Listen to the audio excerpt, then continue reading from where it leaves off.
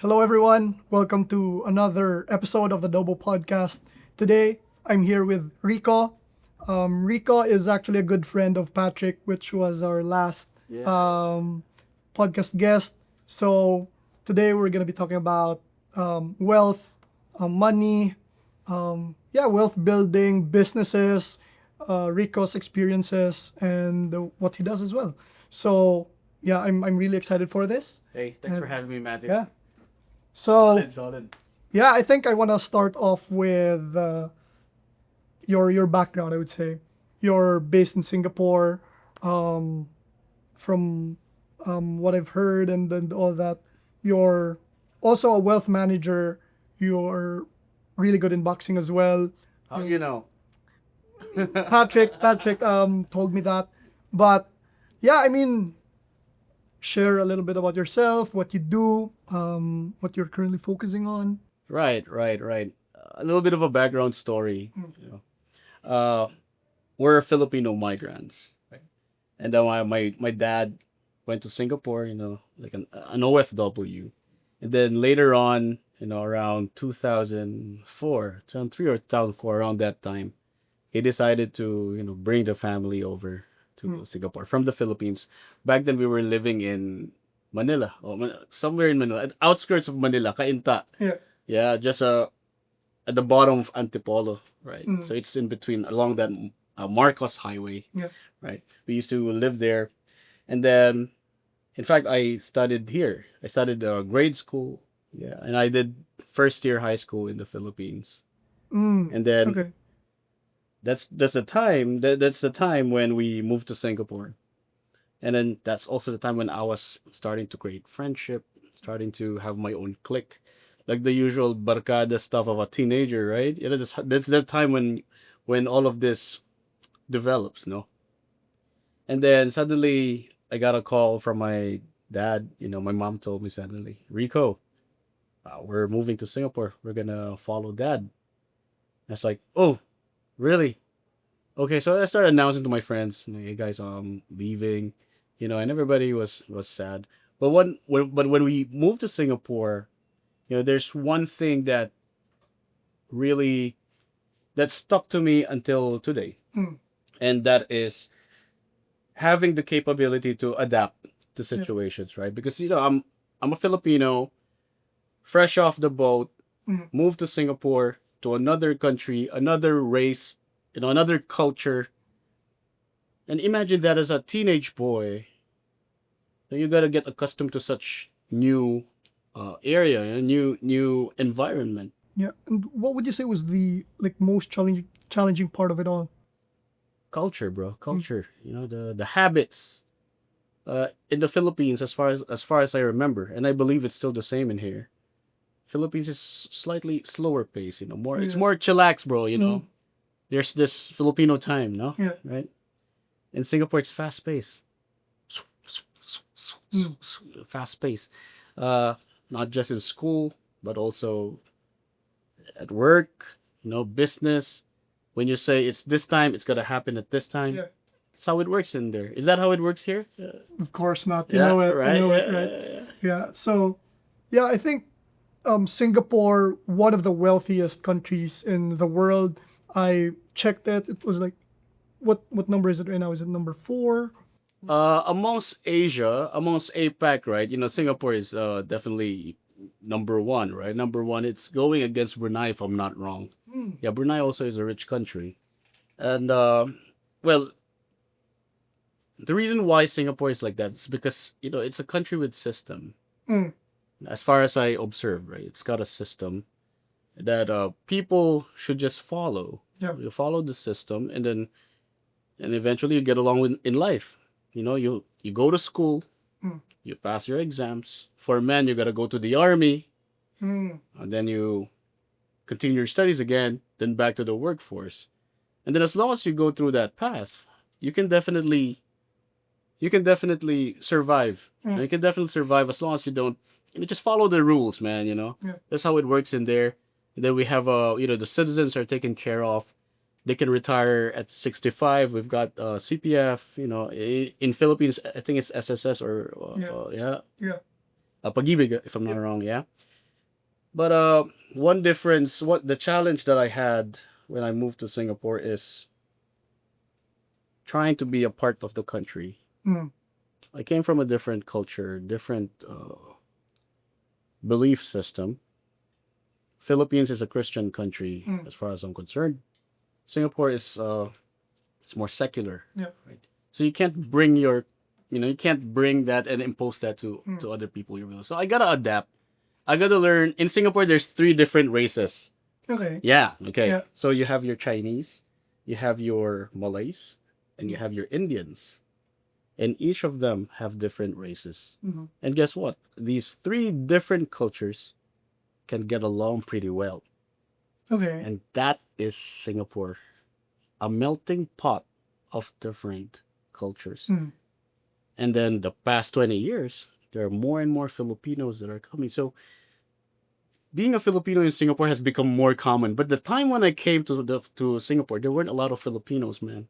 Mm. There weren't a lot of Filipinos. Yeah. Yeah. So I think when I first came into the school, I was the only Filipino guy in there. And then I graduated, went 4 years in high school. At the end of 4 years, I think there was already 6 Filipinos. Mm. And then fast forward today, everywhere you go, you ride the MRT, you drive, you'll see some Filipino flag. Like, Ayan. yeah, kabayan, wait, pre, kamusta? Oh, Filipino, yeah, what's up? That's how it works. But pretty much, yeah, study, army, then work, and then here I am today. Mm. Yeah. Yeah. So, as a wealth manager, I think Singapore, as that country with a system that you also mentioned, how did that shape you to become who you are today, especially with the it's very strong financial like economy and all that. Yeah, how did it shape your view or perspective on wealth, money, finances? Okay. I realized one thing, bro. Being in this line, I always say this on my social media, and I believe you've seen it before. Mm. And I'm gonna say it in the camera. Money is just a tool. Mm. It's a tool that you can use to dictate the life that you want to have today, 5 years later, 10 years later, or 20 years later. Mm. People tend to see money as a commodity. Like, hey, Yep. I got that money. But the question is, for what? Mm. What are you gonna use it? Well, what are you gonna use it for? Are you gonna use it for? Are you using it for a luxurious life? Yeah. Are you using it for a normal, comfortable life? Mm. It's up to you. But in the end, at the end of the day, it's still money that pays for all of those, Mm. right? So trying to achieve money is good, business, work, investments, yes, good. But what every person has to ask first is, what will this money change in my life? Mm. Yeah, and I think that's one thing that most people don't really fully understand, right? Yeah. And at the end of the day, it's like what we've talked about a while ago, purpose. Purpose, yeah. What's the purpose of that? Like, if you're contented with what you have, okay, that's okay. But with you, with all this, you've got a lot of clients. What is the most common thing that you've been seeing across your clients when it comes to their purpose, why they want to grow their wealth or their finances? Okay, so there's one thing that okay. There's two reasons why people want to, make money, right? First is to build wealth, to just accumulate, right? Stash it, Yeah. accumulate. There's another one, another reason why people want to build wealth is to have a lifestyle that is paid for. Mm. Yeah. So the first one is like you're saving, right? You're accumulating assets. It could be properties, financial markets. Mm. The other one is building an asset that will eventually pay you. So now, if I was to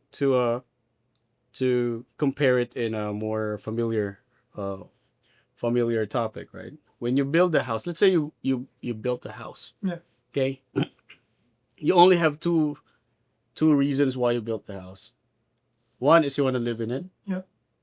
Number two, You're gonna make money off it. Mm. Rent it out. Mm. Get the rental income. Now I want to ask you something. Can you live in money? No.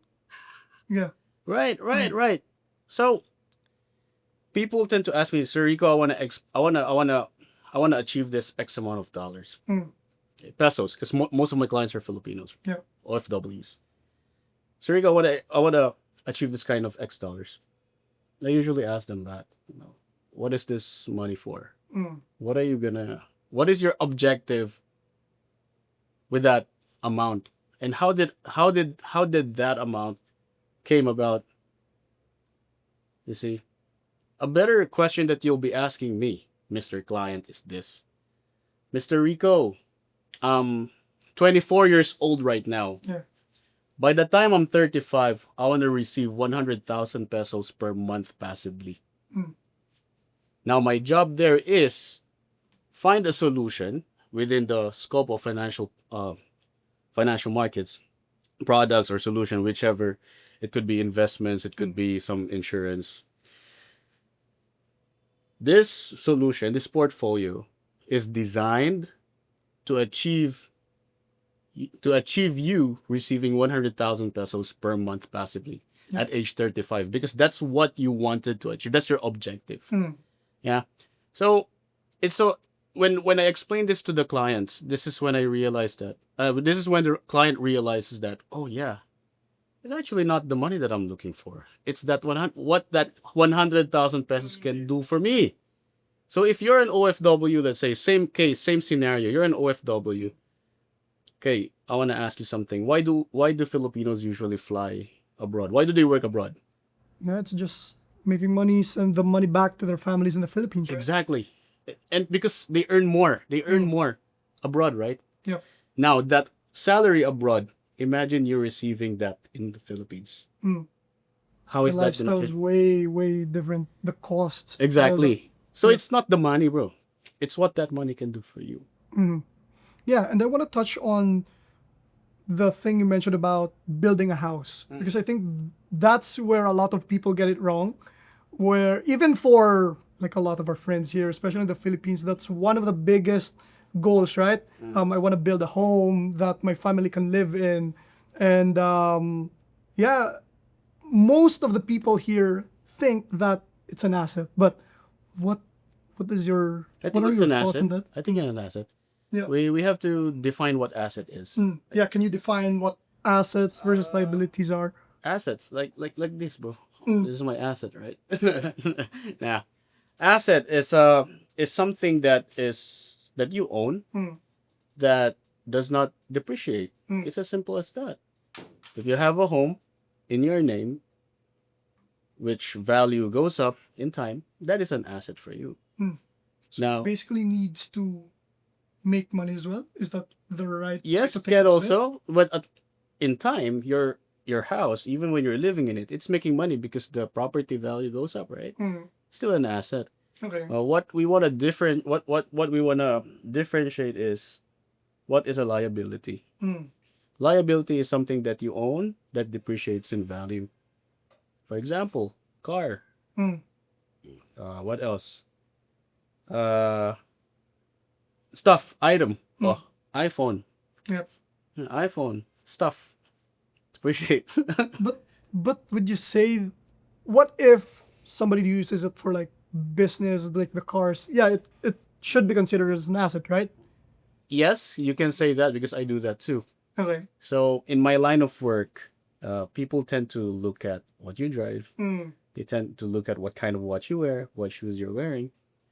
Yes, you can call it an asset too, but if someone was not doing business and he's earning salary, then you buy a nice car, depreciates in value, it's on loan, then that's a liability.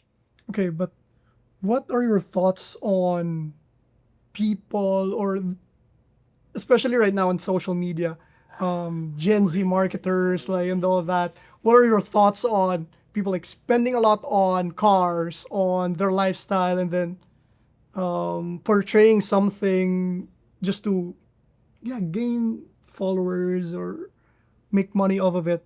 Is that, yeah? What I are your would I thoughts would on it? say it's smart though, Mm. but we don't really know if that the what they're flashing online is real. Mm. We also don't know if it's fake, Mm. right? Until we really know them. But my personal opinion on that is if if you can't afford it, then don't do it, Mm. right? If you're gonna have to take a loan and that you can't pay for, and if the interest is high, then don't do it Mm. unless you are sure that so-called marketing, right? That's marketing, right? Driving a nice Lambo or Porsche. your what Rolex, whatever. It's marketing. Then just make sure that it makes money, Mm. right? As long as it makes money. But to me personally, I feel that it's I believe okay. We've talked about masculinity earlier Mm. on, and being a masculine man, I would say you gotta have integrity. Yep. So if you gotta fake it just to entice people to do a business with you, then I don't agree with that. If Okay. I don't know if that answered your question, but Mm. to me, if you gotta fake it just to get people to follow you, then I personally don't agree with that. Okay. So Okay.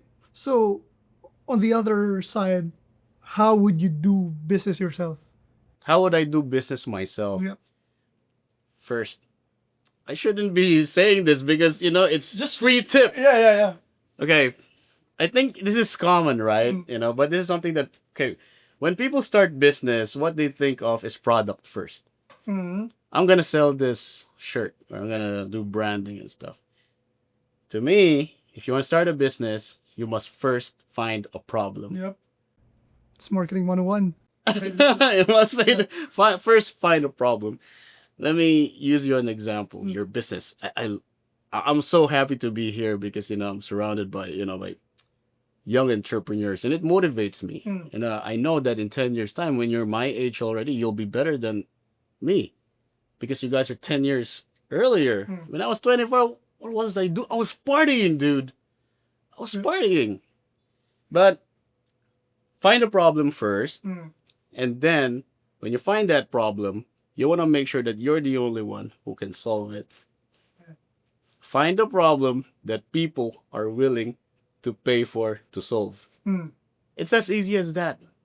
So what's the problem that you're solving?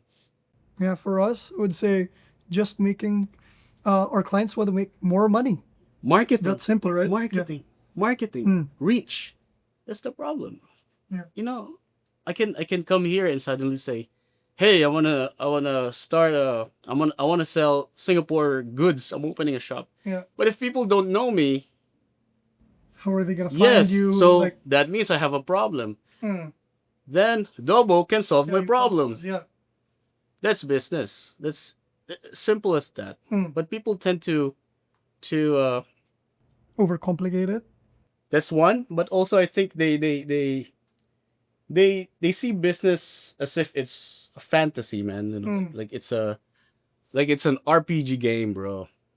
Um, they come up with an idea that they feel is good, Mm. but they forget to ask themselves, how does this product or idea help the people around me, Yep. my community? Because if it doesn't solve any problems, no one's gonna buy it. Mm. Even luxury goods, bro, solves a problem. You know what problem they're solving? Status. Status, yeah. Sometimes insecurity. Mm. If we're talking about those people that you referred to earlier, Mm. sometimes it's insecurity. Yep. That's Yeah. business. So I want to go back to assets. If we were starting out in, let's say, investing or wealth building or whatever for the long term, what's the best, or where did you start first? What asset did you buy first or invest in first when you started out? You're asking me personally, or you're asking me what Yeah, I'm people should asking you do? personally. That way it's Me personally, yeah. my investment, I started with like trading first, Mm. trading stocks, forex, crypto. Okay. That's where I started. This was in 2014. Yeah, I was 2014. Yeah. I was trading. Mm. Okay. And later on, I realized that building wealth, you shouldn't rush, man. Mm. According to, I've said this many times, according to Warren Buffett, time in the markets beats timing the market. So when you trade, you're basically timing it. Oh, it's low. I buy now, then hopefully I gain 20%. But actually, in a long term time horizon, right? Just being invested all the way, whether market is up or high, is actually more profitable than trading. Mm. So it could be anything. It could be your stocks, it could be your crypto, it could be any financial assets, or it could be your say property also. Mm. But the point that I'm making here is I think I'm lucky that I started investing early, Mm. at age 25, I think 25, like that. I already started parking cash. I set like say 10% of my income. Mm. I used to work I sold shoes, bro. Okay. I sold shoes. And later on I sold perfumes, Versace. So before all this, you were already in sales. I was already in sales. Yeah, sales, selling perfumes. It used to be B2C, then became B2B. Mm. And then that I moved to the insurance industry, and then later on to FA, wealth management. Where did I invest? I started with that, yeah, trading, and then along the way I started to mature, and I stopped hoping for quick gains. Mm. Yeah, right now, if I was to compare this again to relate this again to the idea of building a house, right now, just like everybody else at age 34, I'm still building a house. Mm. Then eventually, because right now I would say I'm on my level 2. I want to build an apartment, right? Mm. Maybe I'm at level 2. If I was to click a button and say, okay, I'll rent this out, Mm. I can do that at this point of time. Mm. Yeah, but not yet because I'm still working. I'm still, in business. Yeah. So I'm long term. Eventually, all my assets, I'll just collect it, put it in some, a dividend paying asset. Then I'll just live off the dividends. Dividends, by the way, is a Mm. payout coming from you owning a asset, maybe a business or a stock or a financial asset as well. Could be equities or bonds, Mm. anything like that. Yeah. Okay. Yeah. So trading, would you still recommend it right now? Social media hypes it up a Yeah. lot, Yeah, they do. They do. but is that, I know people who are profitable in trading. mm. Yeah. But trading is not as simple, man. It's Yeah. it's not drawing lines on a Mhm. chart, Yeah. support resistance. Well, some people would make money from that, but I think trading is good. Mhm. It's good if you know what you're doing. If you've Yeah. got, if you know how to manage your risk, you set your stop loss and everything. Mm. But would I recommend it? Uh, well, if you can afford to lose what you put in there, then yeah, Mm. you gotta burn some money first to learn, right? And then eventually be profitable if you become a profitable trader. Because according to Google, if you type it, how many percent of traders are profitable? Yeah. It'll say 5% only. Really? That low? 95% of traders are according to Google. Okay. Yeah. So is that also a common mistake that a lot of people do? Doing something that they're not knowledgeable in, Yeah. especially when it comes to Yeah. finances They, or. they, they, they hype it out. Mm. Say they click sell or they click buy on Mm. their trading app, and then they profited maybe like $100. Yeah. Then they get so hyped up, they post it on their stories, Mm. and then the next months they'll be in losing. Then you'll see them depressed and stuff. But actually, if you want to make money from investing in the financial markets, just buy and then leave it. Mm. According to Warren Buffett, don't buy a stock if you're not willing to hold it for at least 10 years. Man, Mm. 10 years. That long? Yeah. Yeah. It's not a get rich Mm. quick scheme. It's not as what we see it online where someone flashing money like that, and then there's a chart, right? They usually do this on social media. It's not like that unless you're really talented. And most of the people that are like flashing all this Yeah, online but do you are, see a lot of those yeah. I mean, You it's do? very common right now, and it's not here in the Philippines or? even in Oh. here in the Philippines. It's starting to like that luxury lifestyle and all that. It's starting to show up here in the Philippines as well. But um, when it comes to debt, as Kiyosaki Ah. said, debt can also build you wealth, and if you leverage it well, then you're good. But what's your take on that? You gotta understand the country that you're living in. Mm. You know, the country that you're domicile at. Domicile meaning where you're based at, right? Mm. Different countries tax their debts, their profits differently. Mm. You see, when Robert Kiyosaki said that, he's in the U.S., man, Yeah. and debt is not taxed in there. Right? You can do that. Mm. I can see it online. He keeps preaching that. If it works out in where he lives in, then yes, it should work out. Mm. But if your country doesn't allow such, then I guess you can't do it. Mm. Yeah, I mean, many business owners would borrow money anyway as a Yeah. capital, right? And then many of them work out too. Mhm. So I guess there's nothing wrong with that because you're using debt to pay for an asset, Yep. but you just have to suffer the interest rate of that debt, though, right? Mm. Yeah, you borrow money from the bank, then there's interest. So you just have to make sure that your money is generating income that is higher than your interest. Mm. Then eventually pay it off, and then maybe borrow another to expand your business. That can be done. But I think to me personally, better idea would be build a business, get your income rolling, set aside maybe 10 or 20% of your business income Mhm. as your business expansion float, something like that. Then use that to expand your business instead of, you know, taking in more interest. So you're basically saying that build a business to build better cash flow, Yeah, yeah, and then slowly reinvesting it back Yeah. again, and then yeah. go into investing and all that. Yeah, business is actually it's just like your personal finance. I believe you guys. I'm talking to young entrepreneurs here. I believe that you guys have proper money management. You set aside some money for your necessities.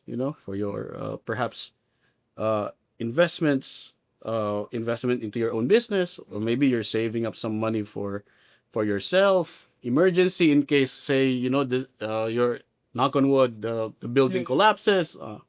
You lose any equipments, right? And then you have some fund for play, to treat your staff, diba?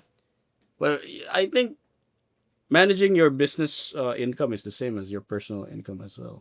You just have to be strict about it. You must have discipline. Discipline, Yep. another masculine trait. Yeah. Yeah. What's your take on that? As a amateur boxer, you pretty sure that's a very, very hard sport. Boxing is a very hard sport. I don't look So- as disciplined anymore. Look, Yeah. I've gained like 10 kg from my fight weight. Mm. But yes, I did amateur boxing last time. Amateur, it's not the pro boxing Mayweather Pacquiao style. Yeah, but still, right? It's I mean, amateur, a lot right? of people wouldn't get in a ring to fight someone. Yeah. Yeah. I got into boxing in 2011, I think. 2010, 2011. And the reason why I joined boxing is because I felt that it's a legal way to punch someone in the Okay. face. Okay. But who forced you to join boxing? Nobody forced Is- me. Nobody forced me. Okay. My grandfather, who is from Bacolod, Mhm. I remember him when I was young. He would back then, that's when PlayStation 1 first came out. And I was so addicted to playing PlayStation with Gran Turismo 1. Okay. And then he would come to me, Rico, tama na, manood ako ng boxing. It's like, but I'm Boxing naman. no. Yeah. He'd say it in Ilonggo. They speak to me in Ilonggo. Mm. Yeah. And then, so I'd watch him, every Sunday. That's every Sunday. And then later on, in Singapore, I want to learn some martial arts, join boxing. Then my girlfriend back then, yeah. It's my wife now. She encouraged me to do boxing, yeah. So I did join boxing. Then I started to love the sport. At first, I was looking at it as a like fighting, right? Yeah. And then later on, it became a sport to me. Okay. Boxing is not really fighting, bro. Mm. Boxing is a sport. It's like playing chess. Okay. So what? You ever heard of that? Yeah, Boxing is like But playing what's chess. the difference when you Yeah. thought about it that way? Okay. So when you're fighting, you think about damaging your opponent. Mm-hmm. Yeah. When you're boxing, you want to score. And hopefully, knocking someone out is just a bonus. Okay. So a good example would be, or let's say you're boxing someone, Mm. and then when he throws his jab, it drops. Mm. So that's a weak point, right? You gotta throw that back here, Yeah. right? So when he throws a jab at you, you can slip and then throw that too and hit him in the chin, and maybe throw an uppercut and a hook, right? In order for me to execute that move, I have to read him. I have to study his moves. I gotta study his habits. Mm. But in order to execute that better, and before you even have the opportunity to study your opponent, the months before the fight is more important. Yeah. That's where the real work comes in, right? Yes, a lot of that's 3 months. 3 months for us. When I know that I've got a fight coming, my schedule will look like this. I would wake up at 5, run 5 kilometers, and then go to work, sell shoes, and then after that back to the gym. Mm. Maybe sparring or pad work, and then I realized that improvement is more. You'd feel the improvement more Mm. when you turned up when you don't want to. Mm. Yeah. You're so tired, man. I just ran 5 kilometers and I just sold 10 shoes today. Yeah. I spoke to people that I didn't want to talk to, and I'm gonna go back to the gym. And they think that's the difference between motivation and discipline, right? Yes, motivation is just today. Yeah. Discipline is you'll do it whether you want to or not. Yeah. Yeah, that's what boxing taught me, and it's applicable till today. So how did that carry over to wealth building or even whatever you're doing, business, your business ventures, entrepreneurship, even your family as well? Discipline, bro. Discipline. To me, I would define discipline as doing something without considering your own emotions. Okay. I'll give you an example. Okay, every month you get your revenue. Mm. It's your you'll be looking at your cash flow and stuff. Whenever you do your cash flow, right, you're gonna set percentage on different aspects of your life. Mm. And then one thing to build wealth is to make your money work for itself, Mm. right, for you. And part of that is being disciplined to keep investing. Mm. So every month, say you decided to set aside 10% of your income, put it in a growing asset, whether you like it or not, you'd put it there. Because in the long run, that asset, that investment will then grow, Mm. right? That's discipline. Because if you don't have discipline, then don't invest. Work forever then. So work for a boss that you don't like Mm. for the rest of your life. Yeah, so I've seen this two terms being tossed around online: financial independence and financial freedom, which I don't think a lot of people really know the true meaning of these two. What is the difference between financial independence or financial freedom? You know what? To be honest, man, these are just words that's being tossed around randomly. They kind of mean the same, financial freedom, freedom to do whatever you want, Mm. right? Financial independence, you're independent of your income. Mm. You're independent Yeah. from your finance. It's the If same. you don't work, you still Yeah, it's the same. But to define that, you want to be able to survive at least without you having to work. Mhm. That is my definition of financial independence. So that means if I lose my job today, say that earns me 70,000 pesos per month. Mhm. Even if I lose my job today, next month I'm jobless, the next and the next, the next, and I've got passive income coming in Yep. at say 70,000 also, then I don't need my job then. Mm. I'm independent from my salary, Yeah. from active income. Mm. Well, that's one thing that people should understand. What's an active income and what's passive income? Active income is money that you have to work for. Mhm. Passive income is money that comes into you with little to no effort. Yeah, little to no effort. Yeah, but would you say passive income is really passive as how people perceive it to be? Like they good don't question. they don't have to work and then money will just come in because But there are though. yeah. There are though. Let's Mm. say let's say you have a property and then you're renting out to someone, right? Yeah, And but then you how still about have like to the deal with that, right? Yeah, maintenance. the people? Then you hire someone to do the maintenance for you. You just throw the money in. But would you say that's fully passive, or how about the headache of like hiring? These are like some stuff that we don't really see. Like a lot of people say, I have this real estate property, it's making me passive income every month. But what they don't see is the maintenance, The the people maintenance, yeah. dealing You with gotta it. look for the tenants Yeah, too yeah. and stuff like that. So that is when you outsource. Mm, You use your money again mm, to get that hassle yeah. off your head. Mm, So you pay someone. So it applies to me as well because when you invest in the financial markets, it's not completely passive, man. yeah. You gotta, when you invest, there's no such thing as best investment. Okay. Okay? It's what is the best investment for you Mm, and what is the best investment of today's time. okay. I'll ask you something. On this day and age, Mm. which sector do you think will boom in the next 5 years? Tech 100%. Nice. Tech and AI. Right, Yep. right. Okay. Yeah, people believe that, right? Mm. Now, give me a company that deals with tech and AI. ChatGPT, Anthropic, even Amazon deals with a lot of tech right now and AI. Basically, like almost all of the companies that we're seeing online right now are very big. So, do you believe that their business will boom?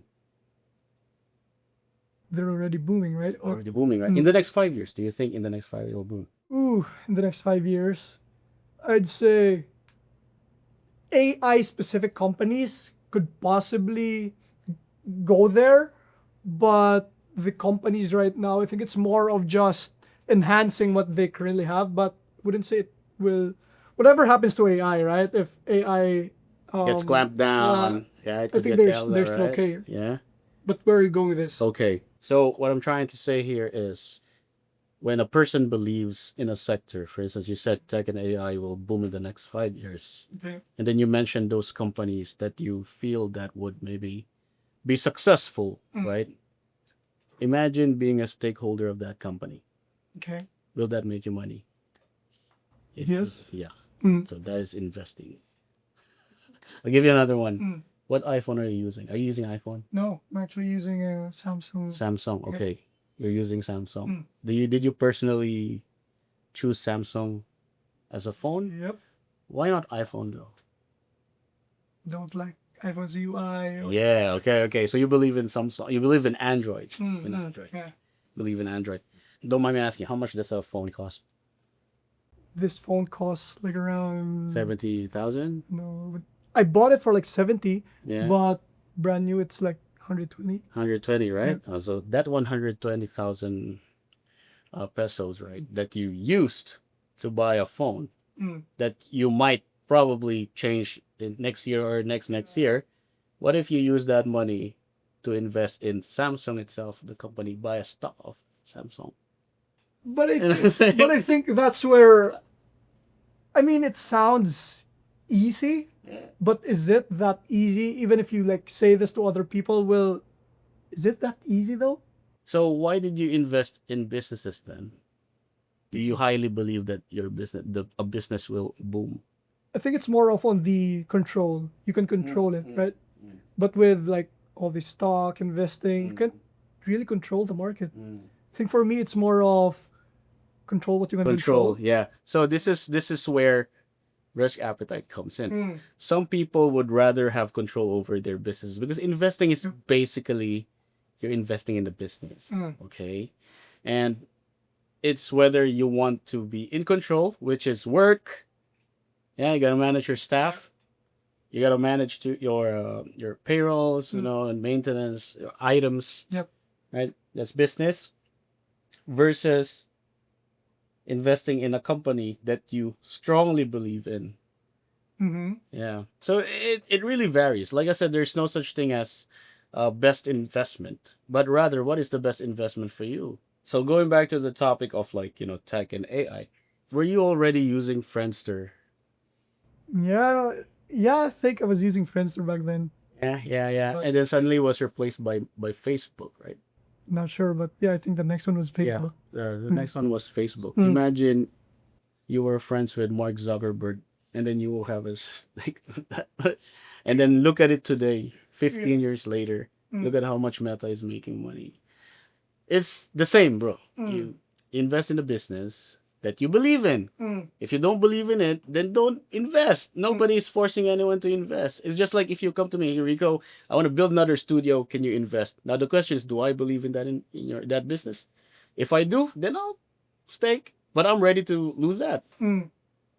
But if I don't believe, then hey man, maybe you can prove me a little bit more. What's your income statement? What is the revenue of this company? Is it really making money? Do you have a float where it could be that your income is only going back to business and there's no actual profit? Could be that, right? So what I'm trying to say is invest in what you believe in. If you believe only in real estate, then sure, go with it. If you believe in cryptocurrency, if you believe that the world will use cryptocurrency in the next 20 years, no more fiat cash, if you believe that, then go ahead, right? If you believe in stocks or financial markets, stocks is under the umbrella of financial markets, right? Financial markets, then go. If you believe in governments, buy bonds. It's up to any individual. Nobody's forcing nobody to do what. Our job is to basically just help the client, help the investor make an informed decision. So let's say a client was to say, "Hey, Rico, I want to invest in this particular country." Then I ask him, "Sir, why? Why do you think this country will boom in the next?" "Oh, because X, X, X, X." Okay, I understand. Now here are data. This is the data. This is the political situation of that country. You're investing in that currency. These are the risk. If you still want to go with it, it's your choice. But me, as a wealth manager, I would just advise you that, hey, this might be, you can still invest that, but maybe set aside some allocation of your investment in another asset that I feel would boom in the next maybe this year. Yep. So I'd like to touch on that a bit. You said feel that I feel like this could be a Think then. think or So what would you say is the percentage between being data driven and then thinking or feeling that this could possibly work? By think is data. That is what I meant. Okay. Yeah, data. There's data behind it. We do study that. We do study economics. We have active research in our firm. Yeah, we just show that Okay. in the client sides. So I would assume being a wealth manager is already very hard, or it already takes up a lot of your time, and you also have a lot of other businesses, right? So by being a wealth manager, do you think that also helped you a lot in running those other businesses? The business that I do, bro, is more like stakeholdings on different companies. Me I'm already an investor. I am an investor. If people would ask me, Rico, what do you do? What's your business? I'm just an investor. I invest in businesses. I partner up in businesses that already exist That you believe in? that I believe in. For example, our Patrick, our friend, Dexter, my legal whiz. I have not even invested, but I'm already helping with. I'm trying my best to help grow the businesses as well. Yeah, and I believe that. Okay, this one thing that you have to understand, right? People, I feel that people should understand this, that investing is not only monetary. You're also investing in relationship and network.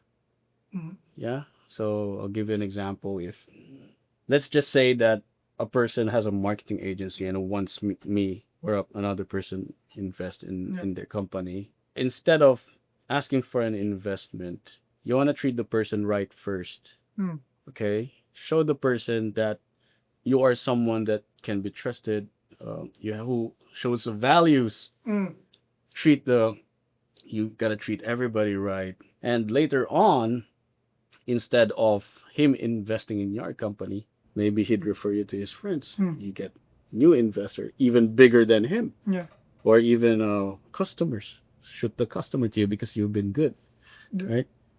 I think people have leaned too much towards the monetary aspect of business. I highly think that it's sad, right? You know, before business, relationship first. Yep. Treat people right. Yeah. And I think the problem with that is it just takes a long time to really invest in relationships, right? Yes and no. Yes and no. I only knew Patrick. Well, I knew him since 2021, but we never really talked. We only spoke like early this year, you know. And look at where we are right now.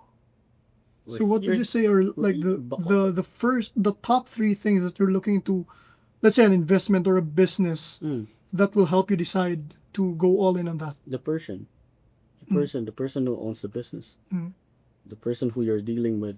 You wanna make sure that the person is. He doesn't need to be altruistic. He just needs to be someone who believes in win-win situation on everything. Someone who doesn't try to take a bigger slice of the pie. That's how you look at businesses. Morals, values again. Yeah. Values. I think it all goes back to that, right? It goes back to that. I watched your podcast with Patrick and Dexter where you talked about David Data's book, which is a really great book. What book was that again? The Way of the Superior The Way of the Man. Superior Man. And he should be paying us. We keep promoting the book, but it's not paid. Yeah. We just recommend men to read the book. Why is that so? Teaches the real essence of masculinity. It teaches you the difference between the masculine and the feminine essence. It teaches you to find purpose. Teaches you how to have integrity. To not lie. Teaches you to love, to share love. As a man, you're a giver. Love. Yeah. Love. Give. Don't be a consumer, man. Over consumption is bad. You have to provide. You're a business owner. You provide value. But it's helped me a lot with my relationship, and it helped me a lot with gauging the people that I speak with, especially men. You would kind of know when a man is about to snake you once you read that book. You would know when you read that book, it explains what kind of man you shouldn't trust. It explains what kind of man you could potentially trust your life with. That if shit hits, sorry for the word, shit hits the fan, that man would that friend or brother would back you up. And these are the people that you should be investing in. Maybe he doesn't have a lot of money, but you're investing time in him. Maybe one day he'll be a successful person and he won't forget about you. What would be your advice to, let's say, young men or young women who don't have, like, I would assume you also have your own set of mentors, people you look up to. But for those young men or women who don't have that same dynamic with like mentors or even parents, right? What would be your advice with them navigating through life, especially with wealth building or just going through life in general? Have discipline. Have discipline and have purpose. If you live a life without purpose, do you play games back then? Yeah, now? for sure. RPG, more of mobile games. Mobile games. Yeah. Okay. If you don't have a purpose, you're basically somebody who's an NPC, non-playable character. You have no purpose, wala kang silbi. You're just drifting You're through just life. drifting through life. You don't value to anyone. You don't change people's lives. You don't change your children's lives. You don't make it better. You're basically just someone who is just drifting. But the first thing that you gotta do is find purpose. And that purpose usually comes with selflessly value adding to people. You know, according to the Way of the Superior Man, a man's purpose keeps changing. Okay? And it's okay. Because you have a purpose in life. Like, for example, me. My initial purpose was to help Filipinos make better financial decisions. OFWs, right? Business owners who are burnt out, right? Another purpose I have is to help young men understand the importance of understanding what true masculinity is. Yeah, and then masculinity is, okay, I know this is a secular, this is not a Christian podcast, but Yeah. Jesus is the epitome Yeah. of a masculine man. He's selfless. Mm. He gave himself up. Yeah, but at the same time, when you're wrong, it means you're wrong. Mm. He'll topple tables at the temple. Yeah. Jesus wasn't a nice guy, but he was kind. Mm. And if you go back to all this business, whatever you're doing, the values, right? Value. Goes back to the values, right? Value. And yeah, I think this is what a lot of people don't really think about. They just think about business, Yeah, money, cars. cars, and all that. But behind all that, what is it really all about? Yeah, what is it about? Mm. Who are you helping? Mm. You're helping nobody but yourself. Yeah. And as you mentioned a while ago, even with just marketing, right? We really have to solve a problem first. And I think that problem brings out the purpose. Yeah, right? Brings out the purpose in everything that you're doing. So I think we've gone through a lot of things in this podcast. We can go on and on Yeah. for more hours, but I think my last question to you before we end this is that what would be the number one thing that you would advise people watching this podcast, no matter finances wise or their life in general or relationships? What would be your last advice for anyone, especially for those young men or young women who are just going through life? Yeah, like I said, find your purpose, Mm. and then find anything, find something that you can value to other people. Mm. Yeah, if you're someone who is, let's say you're jolly, you can easily spread happiness to people. Then make people happy, entertain them. If you're someone who can help people with fitness, then go help tell your friends that, hey man, fast. Don't eat too much. Mm. Lay off the carbs. Don't spike that insulin. Something like that. Yeah, just have purpose. Always have a mission, Mm.